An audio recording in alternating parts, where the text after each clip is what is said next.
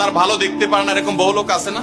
এই হিংসা করলে অনেক সময় বদনজর লাগে, বদনজর। আপনার ভালো কিছু হতে আরেকজনের জ্বালা পড়া শুরু হয়েছে, এর কারণে অনেক সময় মানুষ ক্ষতিগ্রস্ত হয়। বহুবার এই সূরা পড়ে তৎক্ষণাৎ একেবারে পড়ার সাথে সাথে আমি কার্যকরিতা আমার চোখে বহুবার দেখেছি। আলহামদুলিল্লাহ।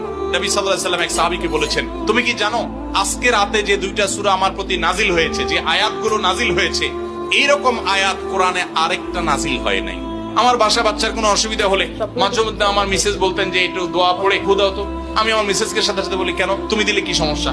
অনেক সময় বাচ্চাকে নিয়ে আসেন, হুজুর একটু তাকে দোয়া পড়ে ফু দিয়ে দেন, একটু পানি পড়ে দেন। আমরা কি দোয়া পড়ি আজকে সেটা আমি আপনাদের সামনে ফ্ল্যাশ করে দিলাম, জানিয়ে দিলাম। আপনার যদি কোনো বিপদ হয়, আজকে অনেক ভাই প্রশ্নে লিখেছেন, অনেক সময় মানুষ বলে, ভাই আমার বাচ্চাটার এই সমস্যা, আমার ওই ওয়াইফের এই সমস্যা, আমার স্বামীর এই সমস্যা, আমার এই সমস্যা, আমরা আল্লাহর কাছে আশ্রয় চাইতে জানি না। আজকে শিখে যান, এই দুইটা সূরা নাজিল